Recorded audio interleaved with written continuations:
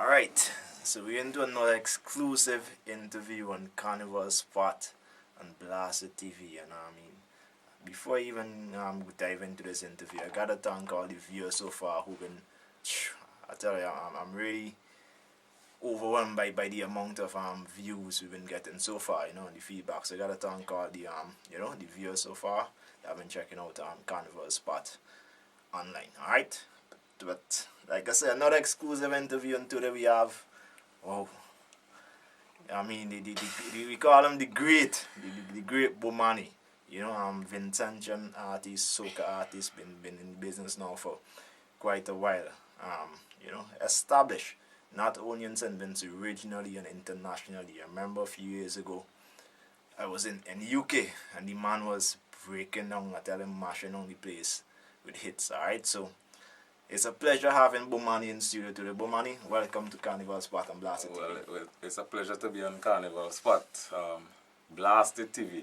Why is that? You came up with a name. the cameraman. That's an interesting concept. BLASTiD TV.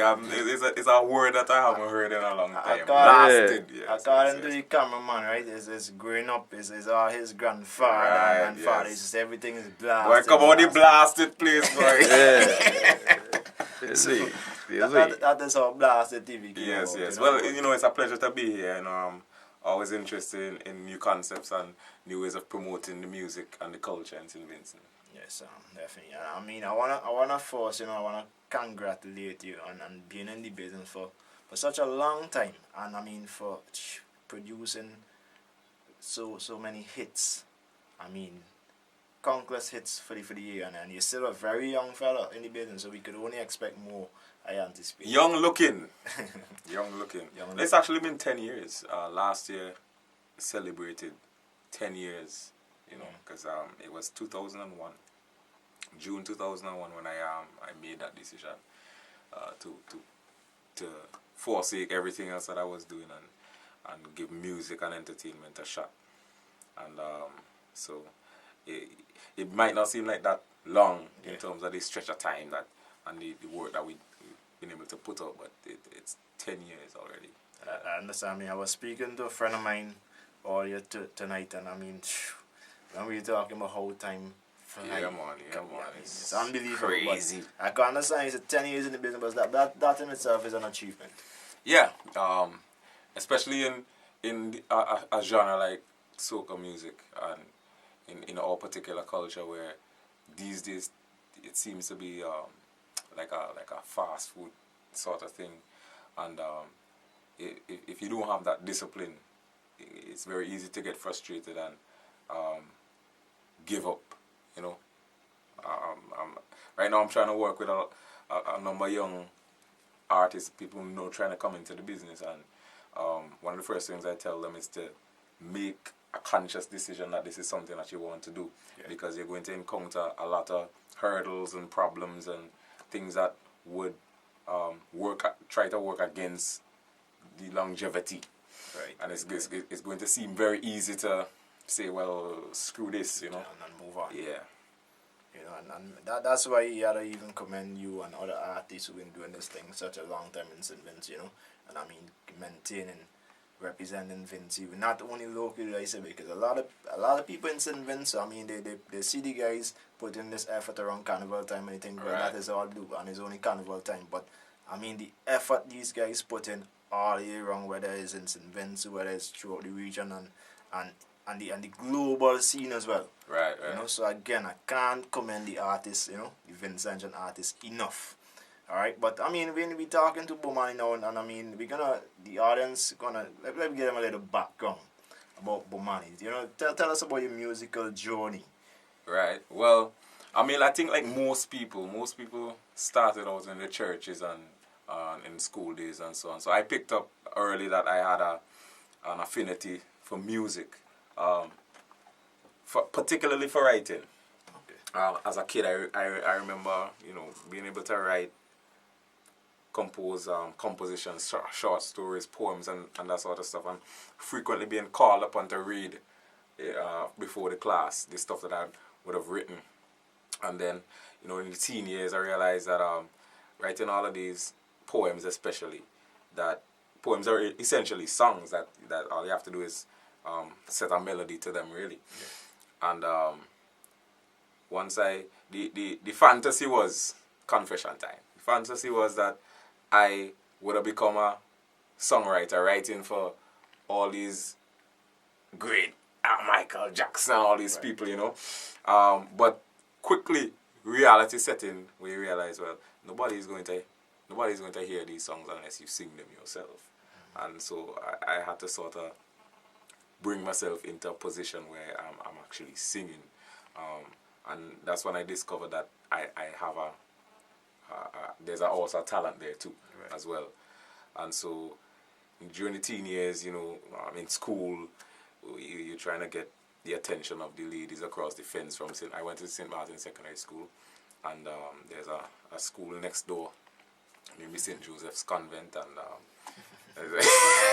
we all know this in yes, it's St. Joseph's Convent. And so everybody, you know, you had to find your thing that would attract the attention of the young ladies that went across the fence. And for some people it was sports, for some people it was dressing up, for some people it was haircut and whatever. These is the height up and all of them kind of thing. And but I found that if I sang, you know, if I just stood by the fence and by the fence sing a tune, you know, it made it a little easier to get some conversation going. And so we started, some friends of mine, we started doing some little things in the church and at school assemblies and so on.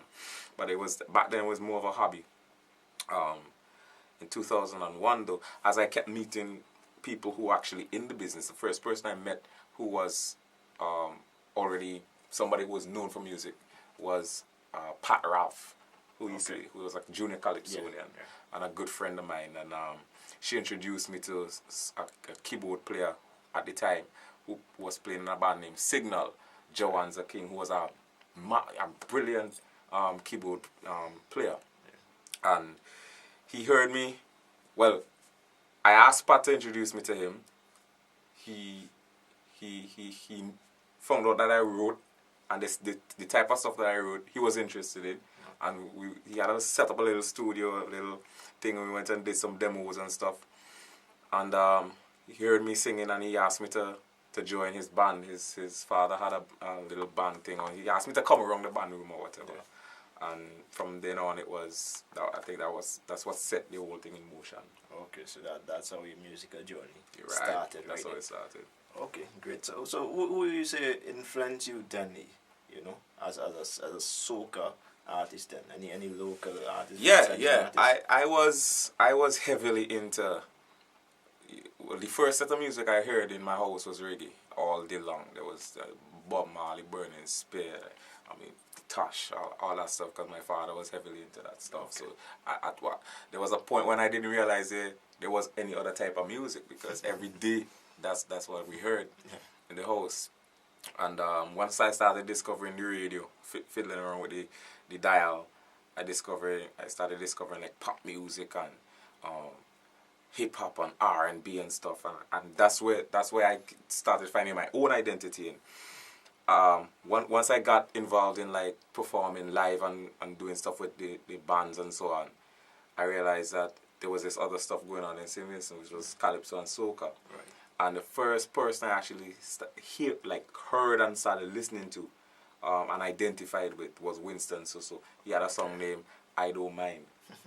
Right? We all know that track. Right. And so to me, this was somebody who was singing like it, singing soulful expression, but doing it on a calypso beat, calypso rhythm and music. And and I found, listening to his stuff, I found like, there might just be a space for me in the thing if I learned how to do it. So Winston Soca is the guy. Okay, great. Yeah. All right then. You mentioned a while ago about that you gathered your identity at around that time, right? Right. I'm gonna ask you. I don't know if it's gonna be a tricky question, right? But do you align yourself more as a raga soca artist than an up tempo kind of artist, a power soca artist? You know, strange enough, I do make those distinctions because I guess it's because I'm coming from a writer's perspective. Yeah. Because to me, a song is a song, and you write a song with the intention of trying to capture a mood or capture a spirit, or and it may just happen to be best expressed on a tempo that might be 120 or 115. Right.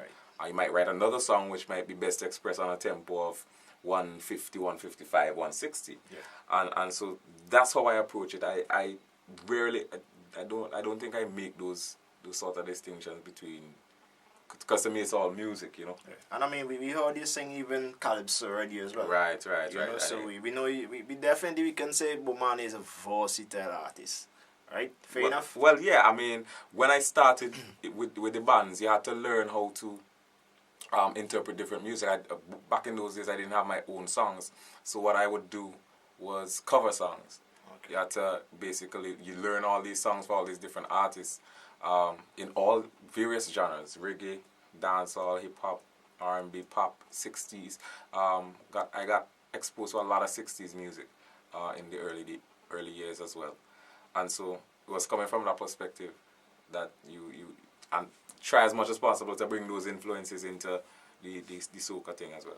Okay, let me ask a question. I've heard a lot of persons locally and abroad, right?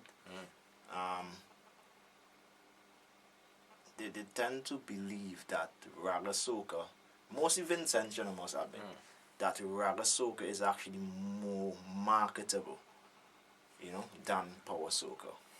Does that influence the kind of music you produce?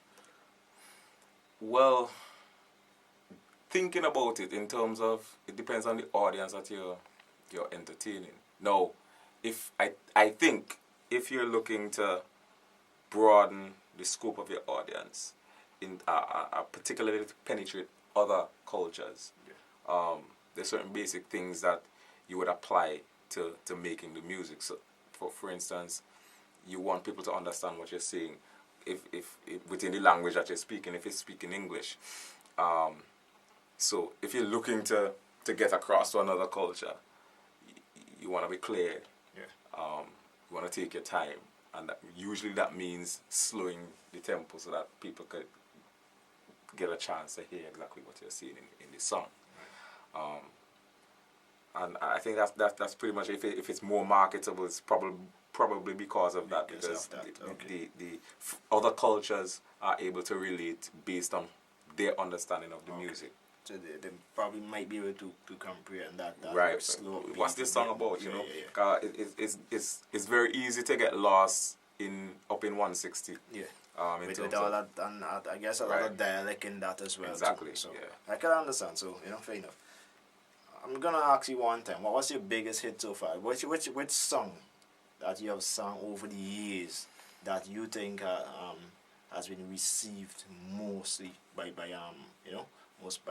the global audience, not only in St. Vincent but globally? Well, I think it's been a journey, because I remember when the first song I would say became a hit for me was Booty Call in 2004. I received a call from New York telling me this song playing in all the clubs. Nobody knew who I was. Like, they thought I was from Trinidad or something. Yeah. And then I Am Soca came out like several weeks after that, and both songs were doing well. But again, nobody really knew who I was. Yeah. Several months after, they started, the name started getting out there. And the year after was when I recorded Wet. So by the time Wet came out, I think Wet sort of solidified the identity of Bomani as being a Vincentian artist. And from that perspective, I think Wet would be the song that people would because it really did solidify the identity. Yeah. Okay, so Wet, and definitely I must admit that's a huge tune, and still, I mean, I think up to recently you performed that at the show there. Did you perform that? But I know up to all the shows last year that I've been to, you have performed that song. So it's still the ladies have a thing for that one. Yeah, it's still a song that does well, Yeah. Alright.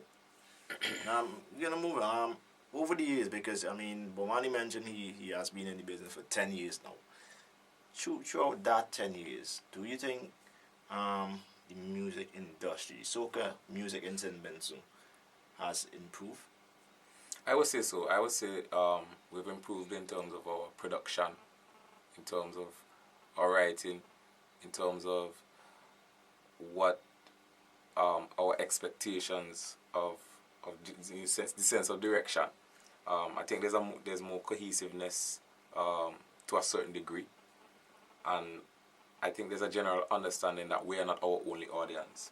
So there's an effort now to make sure that our music is ready to penetrate other cultures and other markets. So in that regard, there's some improvement. Naturally, there's going to be some snags along the way. Yeah. Sometimes we get it wrong, but generally, I think there's over the years there's a marked improvement.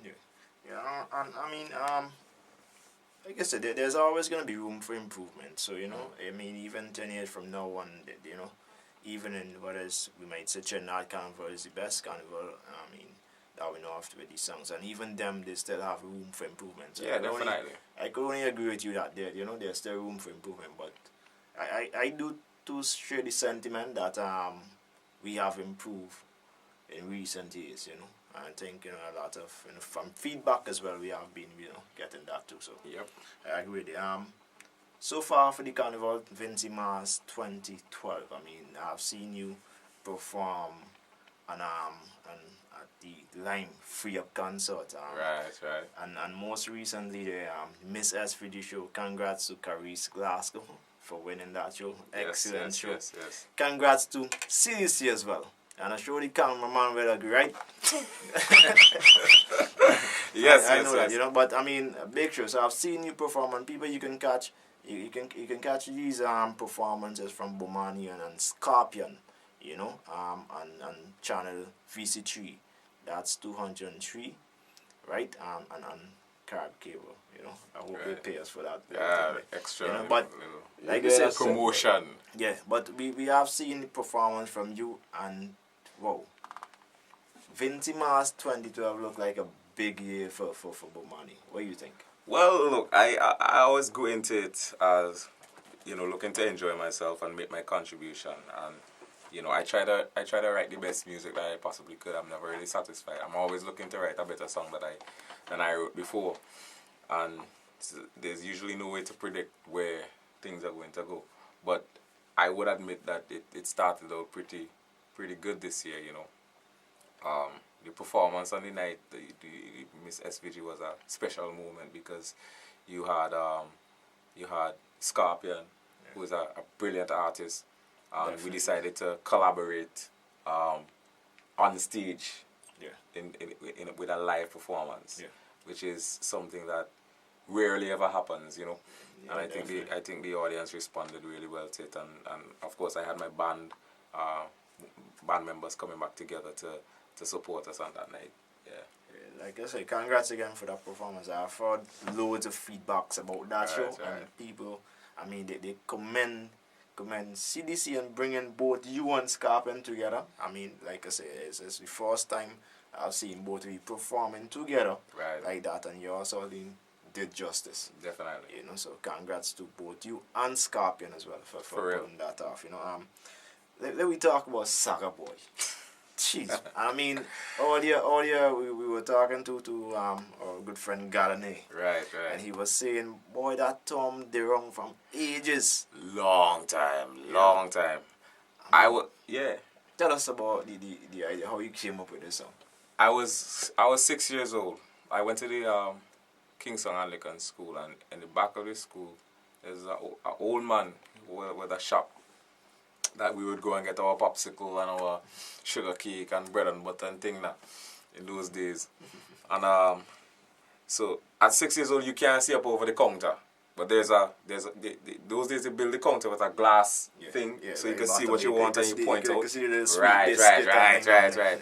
So, but for somehow he would know when somebody comes into the shop, and he always used to peep over the counter,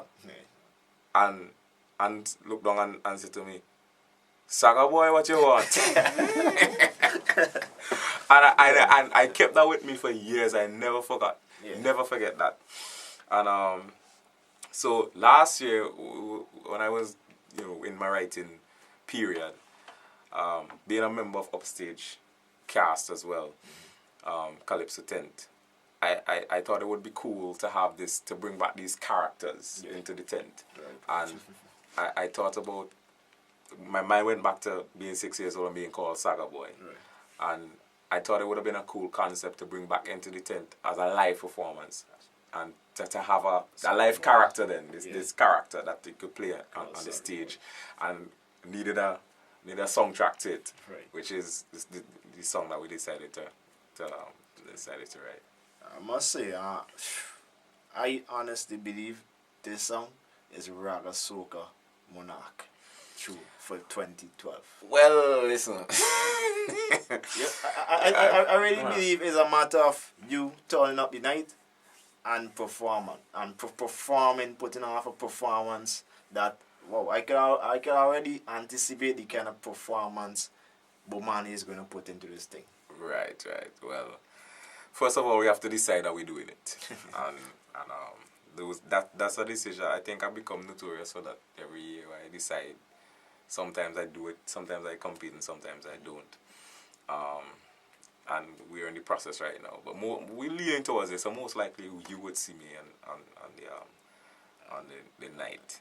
Yeah, so what tune you see, like, but more than likely, I could almost basically 90% sure that Saggaboy is. It would be a fun, it would be a fun and for me, outside of like the first couple of years in competition, that's how I sort of decide, will I be able to have fun on stage doing this? Yeah. Because these competitions have become so business-like now. Yeah. Like you paying attention to this detail and that detail and trying to figure this thing out. And by the time you get on the stage, you're bogged down with all these little things. And for me, it's I want to be able to have some fun. You want to enjoy it on the night. And so I think it's a song that I could actually have fun with.